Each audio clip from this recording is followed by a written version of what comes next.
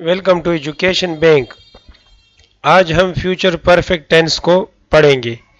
हम चूंकि प्रेजेंट और पास्ट परफेक्ट टेंसेस को डिटेल में पढ़ चुके हैं, इसलिए हम फ्यूचर परफेक्ट टेंस को ज़्यादा डिटेल में नहीं पढ़ेंगे, क्योंकि कुछ आइडियाज़ जो हम पिछले टेंसेस में सीख चुके हैं परफेक्ट टेंसेस में, वही रिपीट होंगे। मिसाल के तौर पर ऑक्सिलरी वर्ब हैव की डिफरेंट फॉर्म्स हम तीनों परफेक्ट टेंसेस में इस्तेमाल करते हैं।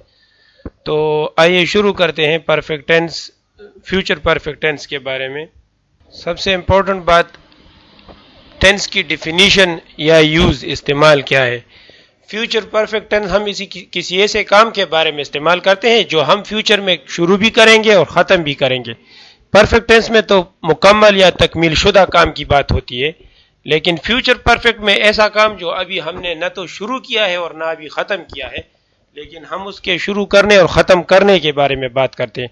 या हम बाज़ औक़ात दो मुख्तलिफ कामों को मुवाजना करते हैं, एक काम के बाद दूसरे काम के करने को भी हम फ्यूचर परफेक्ट टेंस में या किसी भी परफेक्ट टेंस में बयान करते हैं, लेकिन फ्यूचर में जो बात हो वो फ्यूचर परफेक्ट टेंस के साथ होती है।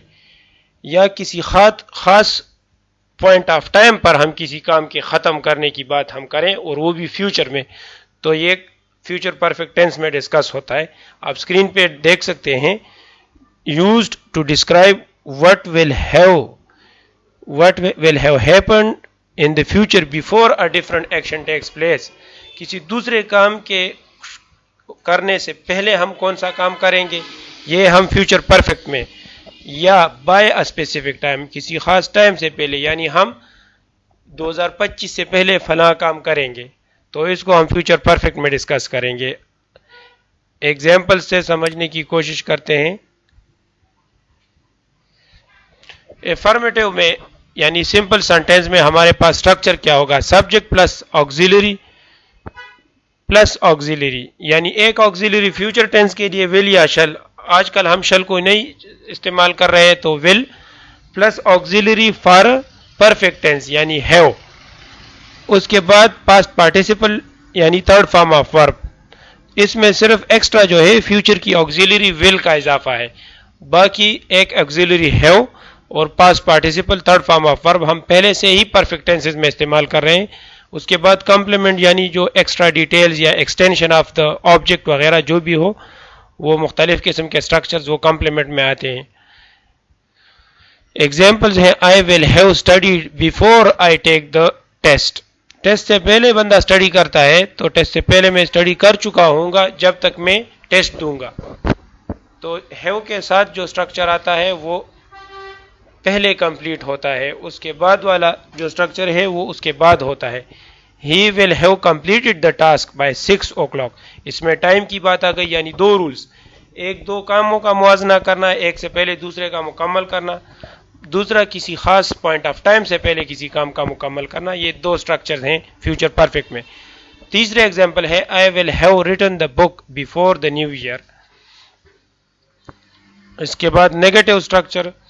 नेगेटिव स्ट्रक्चर में हम दोनों ऑक्सिलरीज के दरमियान में नॉट लगाते हैं, विल नॉट हैव, विल और हैव के दरमियान नॉट लगाते हैं। एग्जांपल से समझते हैं, he will have not brought his papers, he will have not brought his papers। दूसरी example, she will have not received the letter, और they will haven't seen us। इसमें कॉन्ट्रैक्शंस यूज हुआ है यानी शॉर्ट फॉर्म। इसके साथ interrogative structure में will sentence के शुरू में आ जाता है, उसके बाद सब्जेक्ट, उसके बाद ऑक्सिलरी और ऑक्सिलरी परफेक्ट ऑक्सिलरी हैव, फिर पास्ट पार्टिसिपल। यानी एग्जांपल से देखते हैं, will they have helped his friend. दूसरी example, will she have gone to America. यानी विल को सेंटेंस के शुरू में, बाकी सेंटेंस को अपनी बकिया तरतीब में रखते हैं, उसकी तरतीब नहीं डिस्टर्ब करते।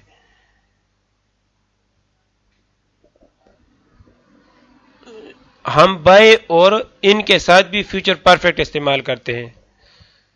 मिसाल के तौर पर, do you think you will have finished it by the next Thursday. दूसरी examples, in 5 years I will have finished university and I will be able to earn some money at last. We use future perfect to say something will be finished by a particular time. خاص وقت تک کسی کام کے مکمل ہونے کے لیے ہم فیوچر پرفیکٹ یوز کرتے ہیں. I think examples, I think astronauts will have landed on Mars by the year 2020.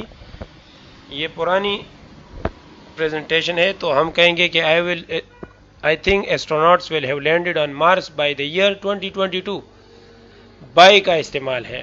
I will have finished in an hour and then you can use the computer. in کا use ہے. by means not later than a particular time, کسی خاص نقطے تک بات کرنا, and in means within a period of time. یہ ہم period of time کے لیے یوز کرتے ہیں, by ہم point of time کے لیے. I promise I will have done all the work by next Saturday.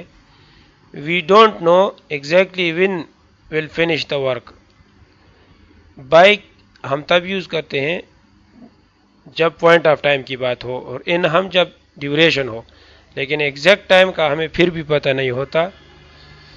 Us last example سے واضح ہے.